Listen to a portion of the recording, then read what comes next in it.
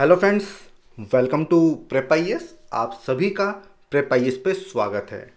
Friends, इस series में हम लोग daily answer writing sessions conduct कर रहे हैं एंड सिस्टम कुछ इस तरह से है कि Monday to Saturday daily 11 AM पे हम लोग 2 क्वेश्चंस पोस्ट करते हैं। ये क्वेश्चन जीएस 1, 2, 3 एंड 4 से बिलोंग करते हैं और कहाँ पे पोस्ट करते हैं? हमारे टेलीग्राम चैनल पे, ठीक है। एंड आपसे हम लोग उम्मीद करते हैं, एक्सपेक्ट करते हैं कि आप लोग इन दोनों ही क्वेश्चंस को अटेम्प्ट करेंगे, जिसके बाद नाइट में इन पे हम लोग डिस्कशन करते हैं। अब देखिए, ये जो क्वेश्चंस आप अटेम्प्ट करते हैं तो इसको पीयर इवेल्युएशन के लिए आप सबमिट कर सकते हैं। कहाँ पे? हमारे Telegram channel prep IAS peer evaluation. तो यहाँ पे आप अपने आंसर्स को सबमिट कर सकते हैं। और देखिए, ये जो हमारे टेलीग्राम चैनल्स हैं, इनका लिंक आपको इस वीडियो के डिस्क्रिप्शन बॉक्स में मिल जाएगा। अब चलिए शुरुआत करते हैं हमारे आज के सेशन की। और आज हमने जो 2 क्वेश्चन लिए हैं, ये 2 क्वेश्चन GS3 इकोनॉमी से बिलोंग करते हैं। वन बाय वन दोनों को डिस्कस करेंगे। ये हमारा फर्स्ट सेगमेंट होता है एंड उसके बाद सेकंड सेगमेंट में हम लोग एक लर्नर की आंसर शीट को डिस्कस करेंगे। उसका ऑब्जेक्टिव क्या है, ताकि आपको आइडिया लग जाए कि बाकी लोग किस तरह से आंसर्स को अटेम्प्ट करते हैं। काफ़ी कुछ आप वहाँ से सीख सकते हो, ठीक है। तो चलिए शुरुआत करते हैं हमारे फर्स्ट क्वेश्चन की, जो कि एक 15 मार्कर है।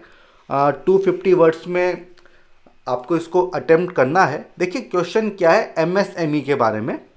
MSME is one segment that has been majorly contributing in the economy and has the potential to emerge as a backbone for Indian economy। तो एक स्टेटमेंट दिया हुआ है एमएसएमई को लेके कि उनकी क्या इंपॉर्टेंस है, ठीक है, क्या उनका पोटेंशियल है। Then what are the hurdles in achieving the potential of MSMEs, ये सेकेंड पार्ट कहा गया है। एंड इसके बाद क्या पूछा गया है, also explain the measures taken by the government to deal with these hurdles. ठीक है, तो ये क्वेश्चन है, काफी सारे पार्ट्स हैं, 15 मार्कर है। अब देखिए, सबसे पहला ऑब्जेक्टिव हमारा क्या होता है, क्वेश्चन की डिमांड को समझना कि क्वेश्चन में कौन कौन से पार्ट्स पूछे गए हैं, क्या उसका स्ट्रक्चर होना चाहिए। तो एक बार उसको देख लेते हैं। तो देखिए, आपको करना क्या है, आपको जितने भी कीवर्ड्स हैं आपको उनको अंडरलाइन करना है। जो डिफरेंट पार्ट्स हैं उनको आपको आइडेंटिफाई करना है। जैसे कि देखिए, यहाँ पे बेसिकली एमएसएमई के बारे में क्वेश्चन पूछा गया है कि वो किस तरह से कंट्रीब्यूट करते हैं इंडियन इकोनॉमी को, ठीक है। उनका पोटेंशियल क्या है, ये दूसरा कीवर्ड है। तीसरा क्या है, क्या हर्डल्स हैं, क्या चैलेंजेस हैं, क्या इश्यूज हैं, ये पूछा गया है। एंड उसके बाद मेजर्स, ठीक है। तो मेनली ये 4 कीवर्ड्स यहां पे दिए गए हैं और ये चारों ही कीवर्ड आपके आंसर में होने चाहिए। तो किस तरह से हमारा स्ट्रक्चर हो जाएगा, सबसे पहले आप लोग इंट्रोड्यूस करेंगे, ठीक है, इंट्रोडक्शन। उसके बाद आपको बताना होगा कि इनका पोटेंशियल क्या है, इनका पोटेंशियल क्या है, हमने डिस्कस किया। देन इसके बाद पूछा गया है कि किस तरह से चैलेंजेस इन्हें फेस करने को मिलते हैं, क्या हर्डल्स हैं, क्या मेजर्स इंडियन गवर्नमेंट ने लिए हैं, वो बता दो। एंड सबसे एंड में आपको कंक्लूड करना होगा, ठीक है। तो ये इस क्वेश्चन की डिमांड है। अगर आपने इसको एड्रेस कर दिया तो आपको काफी अच्छे मार्क्स मिलेंगे, ठीक है। तो एटलीस्ट आपके आंसर में ये सारी डायमेंशन तो होनी चाहिए। इंट्रोड्यूस करो, किस तरह से कंट्रीब्यूट करते हैं, क्या पोटेंशियल है, देन क्या हर्डल्स हैं, क्या मेजर्स लिए गए हैं, एंड सबसे एंड में आपको कंक्लूड करना होगा। अब हम क्या करेंगे, वन बाय वन इन सारे पॉइंट्स को देख लेते हैं कि आप किस तरह से इंट्रोड्यूस करोगे। देखिए, इंट्रोडक्शन भी पूछा गया है, पोटेंशियल भी पूछा गया है, ठीक है। तो जहां तक इंट्रोडक्शन की बात है, तो आप एमएसएमई की इंपॉर्टेंस बता सकते हैं कि वो क्यों जरूरी है एक नेशन की ग्रोथ के लिए। बिकॉज उनको इंजन ऑफ इकोनॉमिक ग्रोथ के नाम से जाना जाता है। For promoting equitable development, MSMEs को ग्लोबली एक्सेप्ट किया गया है कि वो इंजन ऑफ इकोनॉमिक ग्रोथ है, इसीलिए काफ़ी क्रूशियल है, काफ़ी इंपॉर्टेंट है और इसीलिए आपसे क्वेश्चन पूछा भी गया है। एंड क्यों ये इंजन इनको माना जाता है, क्योंकि काफ़ी कम पैसा का रिक्वायरमेंट होता है, बहुत ही लो लेवल ऑफ इन्वेस्टमेंट चाहिए होता है, लेकिन काफ़ी लोगों को एम्प्लॉयमेंट मिलता है, ऑपरेशनल फ्लेक्सिबिलिटी वगैरह होती है, ठीक है, जो इंडिजिनस टेक्नोलॉजी है उसको आप यूज़ कर सकते हो। तो ये सारे इसके फ़ायदे हैं, ठीक है। तो इसीलिए इंट्रोडक्शन में आप बता दो कि एमएसएमई की इंपॉर्टेंस क्या है। आप चाहें तो एक लाइन भी लिख सकते हो कि MSMEs are the engine of economic growth and for promoting equitable development, ठीक है। तो आप इस तरह से इंट्रोड्यूस कर सकते हैं कि MSMEs are accepted as the engine of economic growth and for promotion of equitable development, ठीक है। इस तरह से आप यहां पे इंट्रोड्यूस कर सकते हैं, ठीक है। अब इसके बाद पूछा गया है, क्या पूछा गया है कि इनका पोटेंशियल क्या है। तो देखिए यहां पे आपके पास कुछ फैक्ट्स होने चाहिए कि एमएसएमई किस तरह से इंडियन इकोनॉमी को कंट्रीब्यूट करते हैं। तो बेसिकली कितना एम्प्लॉयमेंट वो प्रोवाइड करते हैं, जीडीपी में कितना उनका कंट्रीब्यूशन है, एक्सपोर्ट्स में कितना उनका कंट्रीब्यूशन है, ये सारे फैक्ट्स आपको यहाँ पे बताने होंगे। अगर आपको नहीं पता है तो कोई दिक्कत नहीं है, अब आप यहाँ पे नोट कर लो और इसको याद कर लो, क्योंकि एमएसएमई हमेशा न्यूज में रहते हैं एंड कोविड के टाइम पे स्पेशली काफ़ी न्यूज में रहे हैं, तो इस पर क्वेश्चन पूछा जा सकता है। तो ये जो फैक्ट्स हैं कि इनका क्या पोटेंशियल है, ये आपको याद होना चाहिए। जैसे कि जो इंडिया का टोटल एक्सपोर्ट है उसमें 45% कॉन्ट्रीब्यूशन एमएसएमईज का है, 30% कॉन्ट्रीब्यूशन है जीडीपी में, ठीक है। Second largest employment generation after agriculture, कितना 120 मिलियन, ठीक है, 12 करोड़ लोगों को ये लोग रोजगार प्रोवाइड करते हैं, ठीक है। तो 120 मिलियन, तो ये सारे फैक्ट जो हैं आपके पास होने चाहिए और इससे आप इनकी जो पोटेंशियल है वो आप बता पाएंगे, ठीक है। तो ये काफ़ी सारे फैक्ट्स हैं, इतना सब आपको लिखना नहीं है, ठीक है। लेकिन मैंने अगर 10 पॉइंट लिखे हैं तो अगर आप उनको याद करेंगे तो एग्जाम में आप 5 पॉइंट लिख पाएंगे, ठीक है। इसलिए मैंने यहाँ पे ज़्यादा पॉइंट लिखे हैं, इनको याद कर लो। इसका 50% भी आपको याद रहता है तो काफ़ी अच्छा रहेगा, ठीक है। तो ये हो गया पोटेंशियल। अब इसके बाद क्या पूछा गया है, इसके बाद पूछा गया है कि भाई क्या इश्यूज, क्या हर्डल्स फेस करती हैं MSME in achieving their potential. तो वो इश्यूज आपको लिखने होंगे एंड काफ़ी जनरल से इशू हैं, आपको सबको पता होगा। जैसे कि lack of access to credit, time पे जो है टाइमली पैसा नहीं मिलता है, ठीक है, एंड एडिकेट पैसा नहीं मिलता है। और देखिए अगर किसी भी फर्म को टाइम पे पैसा नहीं मिलेगा तो वो सही से इन्वेस्ट नहीं कर पाएगा, ठीक है, किस चीज़ में, टेक्नोलॉजी में नहीं कर पाएगा, स्किल डेवलपमेंट में नहीं कर पाएगा, रॉ मटेरियल को परचेज टाइम पे नहीं कर पाएगा। तो ये सारे इश्यूज हैं। दूसरा फॉर्मलाइजेशन, देखिए मैक्सिमम जो एमएसएमई होती है वो इनफॉर्मल सेक्टर में होती है और इससे होता क्या है कि इनके बारे में डेटा या फिर इंफॉर्मेशन कम होता है। तो ये भी एक इशू है कि इनका फॉर्मलाइजेशन हमें करना होगा। देन इंफ्रास्ट्रक्चर बॉटलनेक्स, इंफ्रास्ट्रक्चर का हमेशा इशू बना ही रहता है एमएसएमई में, नई टेक्नोलॉजी इनके पास नहीं होती है, ठीक है, लॉट ऑफ कंपटीशन है, जो बड़ी बड़ी फर्म्स है उनके साथ काफ़ी कंपटीशन होता है।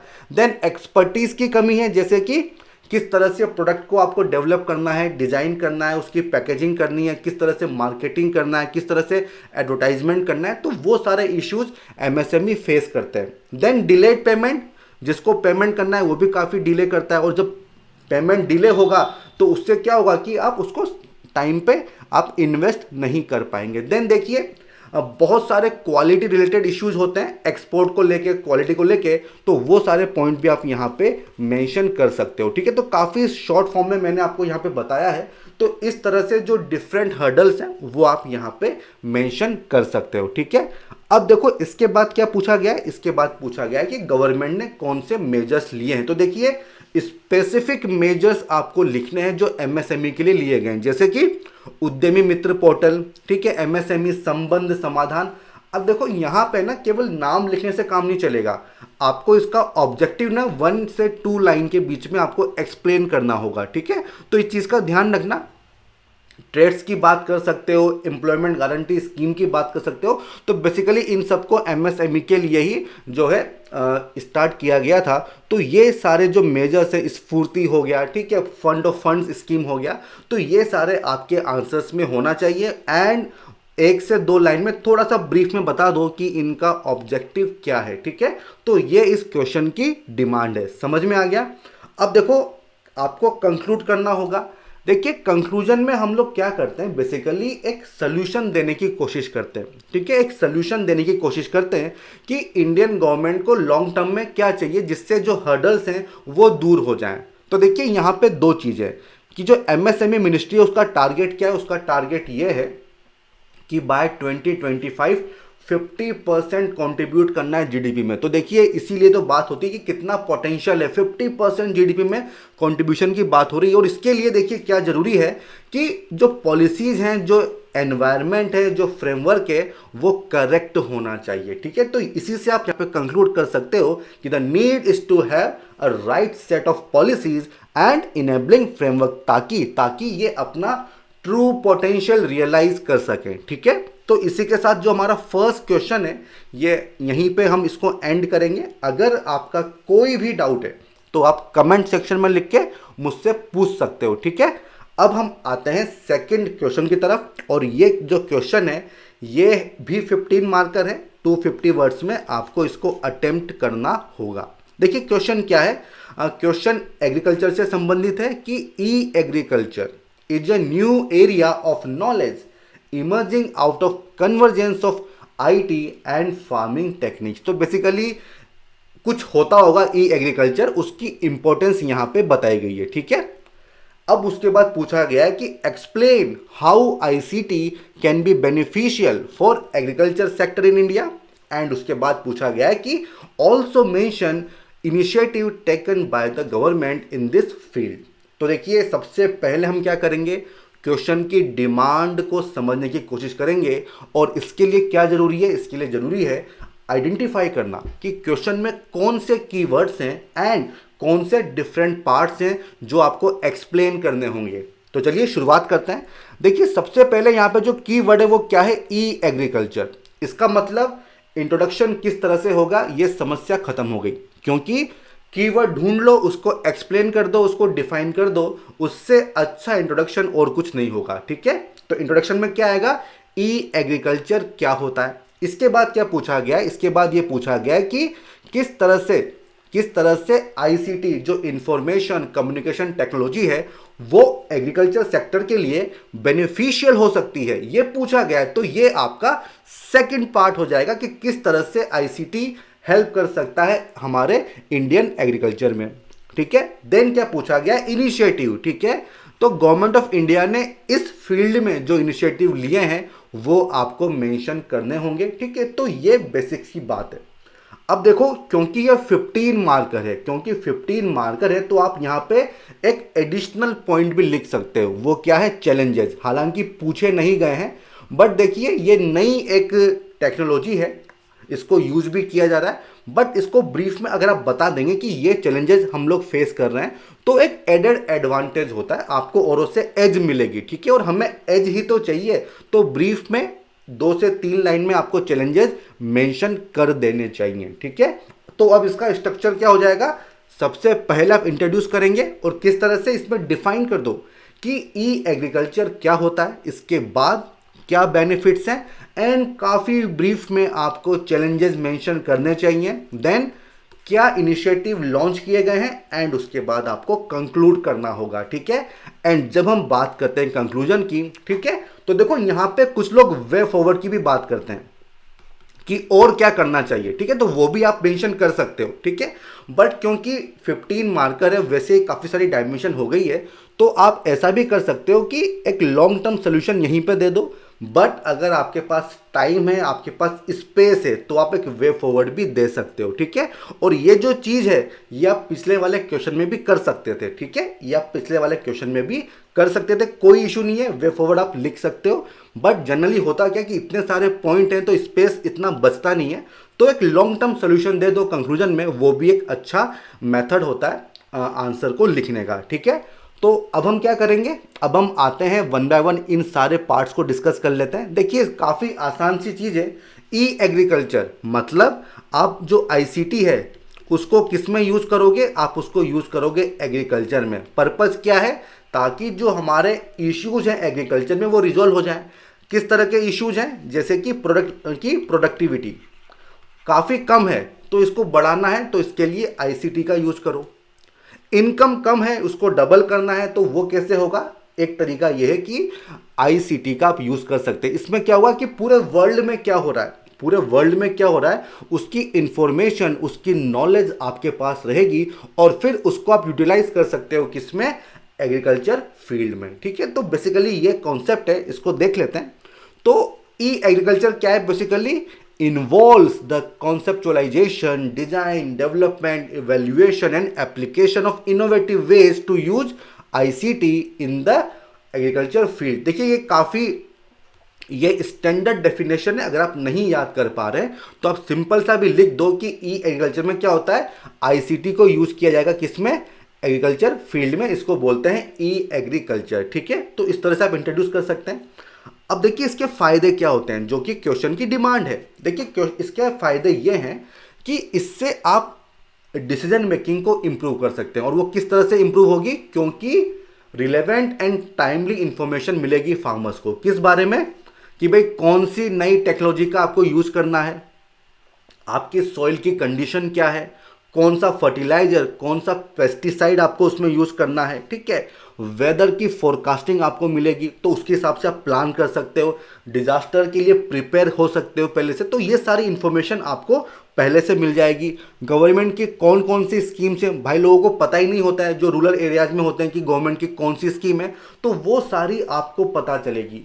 प्रिसीशन फार्मिंग बहुत ही नया कॉन्सेप्ट है, इस पर डायरेक्टली क्वेश्चन बन सकता है कि ये क्या होता है। बेसिकली इसमें जो रिसोर्सेज यूज होते हैं, जो इनपुट यूज होते हैं, वो काफ़ी प्रिसाइज अमाउंट में होते हैं। ठीक है, ताकि जो भी रिलेवेंट यील्ड या प्रोडक्टिविटी आप एक्सपेक्ट कर रहे हैं वो आपको मिल जाए। इसको आप काफ़ी डिटेल में कवर करना, इस पर अलग से क्वेश्चन पूछा जा सकता है। देन इससे क्या होगा, जो फार्मर्स हैं वो अपनी प्रोडक्टिविटी बढ़ा सकते हैं, क्योंकि नई नई टेक्नोलॉजी के बारे में आपको पता चलेगा। ठीक है, तो काफ़ी नॉलेज आपके पास में आएगी कि कौन सी नई स्पेसिफिक क्रॉप है, कौन से सीड्स हैं जिनको यूज करके आप प्रोडक्टिविटी बढ़ा सकते हो। देन इसमें क्या होगा, जो डिफरेंट फार्मर ग्रुप्स हैं वो आपस में जुड़ सकते हैं, अपनी नॉलेज को शेयर कर सकते हैं।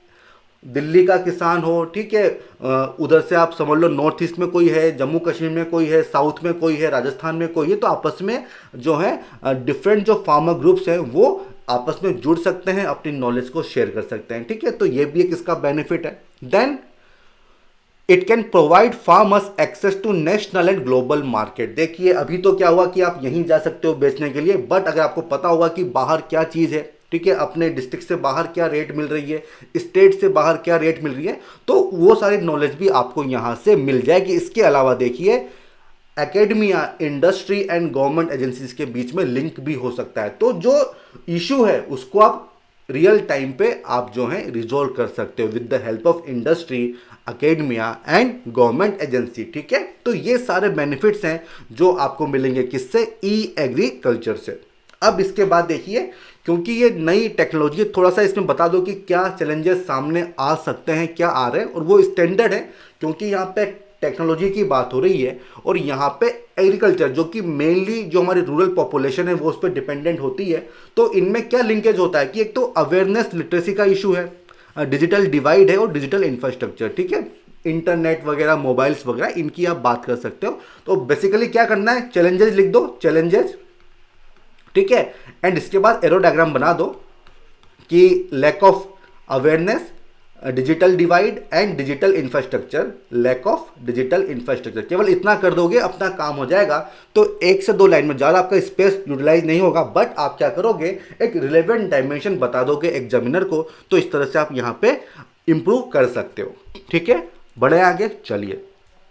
अब भाई गवर्नमेंट ने कौन से इनिशिएटिव लॉन्च किए, तो देखिए काफ़ी कुछ है जो आप मेंशन कर सकते हो, जैसे कि किसान सभा ऐप है, ठीक है, ई नैम है, ठीक है, इसमें क्या हुआ, इलेक्ट्रॉनिक ट्रेडिंग प्लेटफॉर्म है, डीडी किसान, यहाँ पे पूरी इन्फॉर्मेशन मिलती है कि कौन कौन सी नई टेक्नोलॉजी है, कौन कौन सी नई इन्फॉर्मेशन है। आप बात कर सकते हो national e governance plan in agriculture, बहुत ही ज़्यादा इंपॉर्टेंट है, ये आपके आंसर में होना चाहिए। इसमें क्या होगा, बेसिकली विलेज में इंटरनेट के थ्रू, किसान विज्ञान केंद्र के थ्रू, ठीक है, कियोस्क के थ्रू आपको इन्फॉर्मेशन मिलेगी। ठीक है, देन और क्या है, विलेज नॉलेज सेंटर, ठीक है, इन सब के बारे में आपको यहाँ पे मेंशन करना होगा कि ये सब इनिशिएटिव जो हैं गवर्नमेंट ने लॉन्च किए हैं। ठीक है, हो गया क्लियर। अब बात आती है कैसे कंक्लूड करोगे। तो मैं हमेशा कहता हूं कि पॉजिटिव नोट पे आपको एंड करना है, कुछ लॉन्ग टर्म सोल्यूशन दे दो। देखो इशू हमें पता है कि डिजिटल डिवाइड है, डिजिटल इंफ्रास्ट्रक्चर नहीं है, तो इसी की बात कर लो कि हमें क्या करना होगा, हमें बिल्ड करना होगा रोबस्ट डिजिटल इंफ्रास्ट्रक्चर। इसमें आप सैटेलाइट इमेजिंग की बात कर सकते हो, उसको यूज कर लो, सॉइल हेल्थ इंफॉर्मेशन की बात कर सकते हो, लैंड रिकॉर्ड का डिजिटलाइजेशन की आप बात कर सकते हो। ठीक है, तो ये सारे पॉइंट आप यहाँ पे रेस कर सकते हो कि किस तरह से आप यहाँ पे कंक्लूड करोगे। ठीक है, तो बेसिकली काफ़ी सारे वेज हैं जिसमें आप यहाँ पे कंक्लूड कर सकते हो। ठीक है, तो इसी के साथ जो हमारा सेकंड क्वेश्चन है ये भी हमने डिस्कस कर लिया है। अगर आपका कोई भी डाउट है, ठीक है, तो आप मुझसे कमेंट सेक्शन में पूछ सकते हो। अब जो हमारा फर्स्ट सेगमेंट है ये तो खत्म हो गया, अब हम आते हैं सेकंड सेगमेंट की तरफ जहां पे एक लर्नर की आंसर शीट को हम लोग डिस्कस करते हैं। ठीक है, तो ये फर्स्ट आंसर शीट है।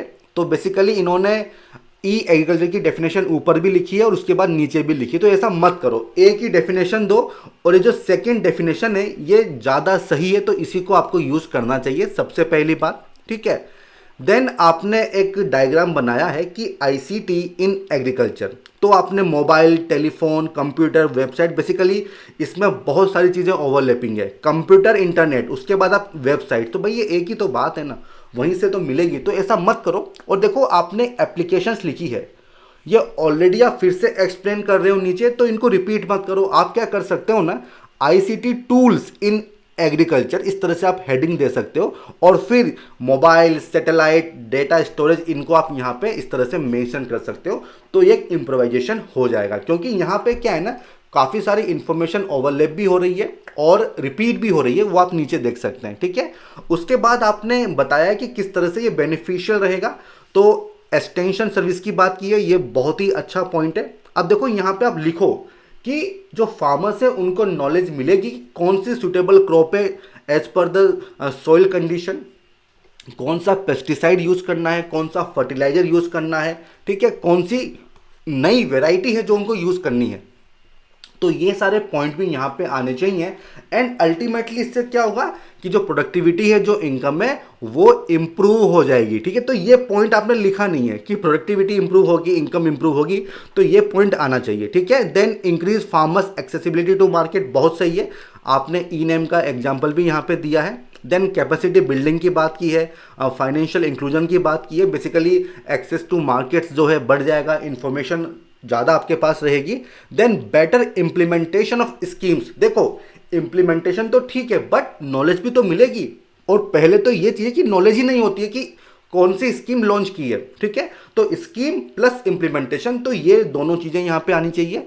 देन आपने प्रिसिशन फार्मिंग की बात की है, तो ये भी बहुत अच्छा पॉइंट है। Then disaster management, risk mitigation, बहुत सही है वाला पॉइंट भी है। ठीक है, तो अल्टीमेटली इससे क्या होगा, प्रोडक्टिविटी आपकी इंक्रीज हो जाएगी। ठीक है, देन जैसा मैंने आपको बताया कि आप ब्रीफ में चैलेंजेस भी मेंशन कर सकते हैं, तो वो आप कर सकते हो। उसके बाद आपने गवर्नमेंट इनिशिएटिव बताए हैं, तो देखिए एकदम सही है, कोई इशू नहीं है, बट इसमें जो चीज़ मिसिंग है ना वो क्या है, जो हमने कहा था नेशनल ई गवर्नेंस जो प्लान है एग्रीकल्चर के लिए, वो वाला पॉइंट भी यहाँ पे आना चाहिए। ठीक है, एंड इसके बाद आपने कंक्लूड किया है, बेसिकली आपने ये कहा है कि इससे क्या होगा, इससे आपने ये कहा है कि इम्प्लीमेंटेशन प्रॉपर होना चाहिए ताकि लेवल प्लेइंग फील्ड रहे।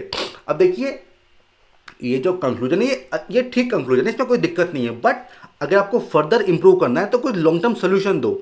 आप बात करो डिजिटल डिवाइड की, आप बात करो कि क्या फर्दर हमें करना चाहिए, तो इससे क्या होगा, आपको हाफ मार्क्स ज़्यादा मिल जाएगा। ठीक है, अब देखो एक चीज़ और आपको करनी चाहिए, ये जो आपने आंसर अटेम्प्ट किया है ना, तो मैं आपको कहूँगा कि जो मेंस की जो आंसर बुक होती है ना उसमें आप अटेम्प्ट करो। ठीक है, क्योंकि यहाँ तो क्या है, लाइन आपको पहले से मिलती है, तो जो अलाइनमेंट है वो बिगड़ता नहीं है। ठीक है, बट प्रैक्टिस अगर आप करोगे आंसर बुक में तो वो और ज़्यादा सही, क्योंकि वहाँ पे लाइन आपको नहीं मिलेगी, तो उसकी प्रैक्टिस करो, वो ज़्यादा रिलेवेंट रहेगा। ठीक है, तो ये बेसिकली कुछ एरिया है जहाँ पे आपको काम करने चाहिए। ठीक है, एक डायमेंशन आप और जोड़ सकते थे। ठीक है, और कुछ कुछ कंटेंट आपको डेवलप करना होगा, रिपीटेशन मत करो, ये मेरी ऑब्जर्वेशन है। ठीक है, अब हम आते हैं सेकंड क्वेश्चन की तरफ, एमएसएमई।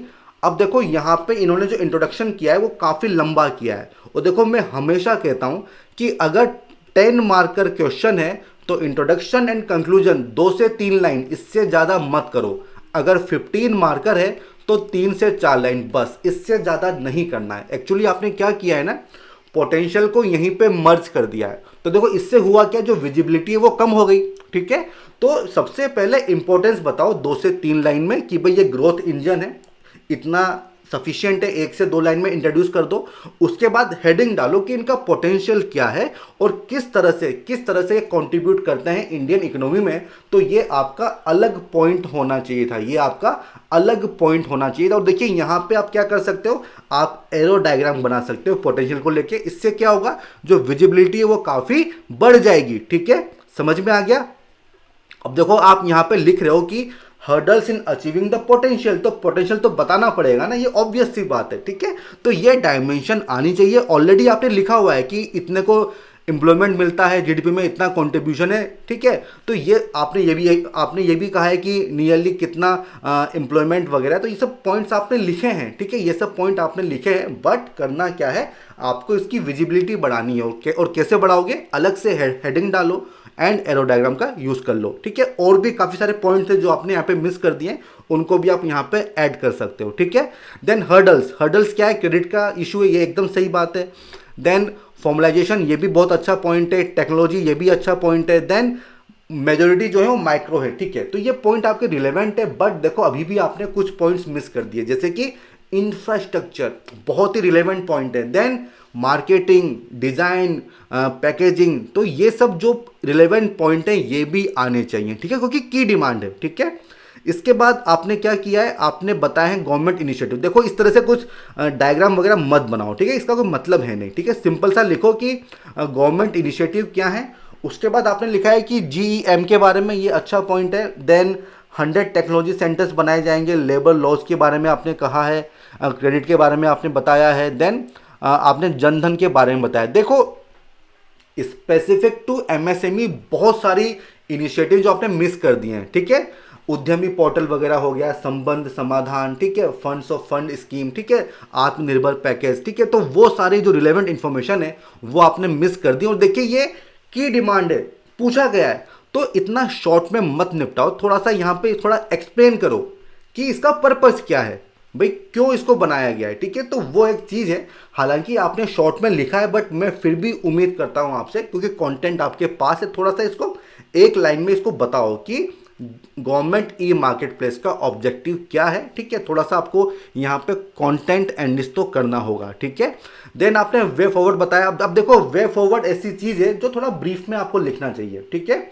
यहाँ पे आपने काफ़ी ज़्यादा स्पेस दे दिया है वे फॉरवर्ड को, और वो क्यों, क्योंकि यहाँ पे आपने काफ़ी कम स्पेस दिया है, ठीक है। तो ये तो की डिमांड थी, यहाँ पे आपने शॉर्ट में निपटा दिया, और जो वे फॉरवर्ड है उसमें आपने काफ़ी स्पेस दे दिया। तो ऐसा नहीं करना है, आपको जज करना होगा कि किस पॉइंट को आपको ज़्यादा टाइम और स्पेस देना है। ये जो वे फॉरवर्ड है ये शॉर्ट में हो सकता था, ये शॉर्ट में हो सकता था, जैसे कि बॉन्ड मार्केट हो गया, आप रेगुलेशन की बात करो, ठीक है। अब देखो ये इंडिपेंडेंट रेगुलेटर हो गया, इंप्रूविंग रेगुलेशन, तो इसको आप मर्ज कर सकते हो, ठीक है, इसको आप यहाँ पे मर्ज कर सकते हो, ठीक है। देन अगेन जो आपने कंक्लूड किया है, बहुत ही बड़ा कंक्लूजन है, नहीं करना है, मैक्सिमम 3 से 4 लाइन, इससे ज़्यादा कंक्लूड मत करो। आप ही का फायदा है, टाइम बचेगा, स्पेस बचेगा, ठीक है।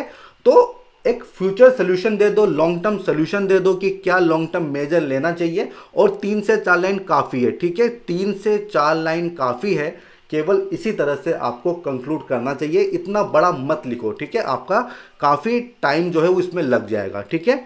तो देखिए ये दोनों ही क्वेश्चन हमने यहाँ पे डिस्कस कर लिए हैं, और हमने लर्नर की जो आंसर शीट है उसको भी डिस्कस कर लिया है। अब देखो आपको क्या करना है, अगर आपको ये सेशन पसंद आया हो तो इसको लाइक करो, साथ ही साथ हमारे चैनल को सब्सक्राइब करो, अगर अभी तक आपने नहीं किया है, शेयर करो, फॉरवर्ड करो, ताकि जो आपके फ्रेंड्स हैं वो भी इससे जुड़ सकें। एंड अगर आपका कोई भी डाउट है तो परेशान मत होना, कमेंट सेक्शन में लिख दो, मैं डेफिनेटली उसका रिप्लाई करूंगा। एंड फ्रेंड्स, इसी के साथ जो हमारा आज का सेशन है इसको मैं कंक्लूड करता हूं, हम फिर मिलेंगे। All the best.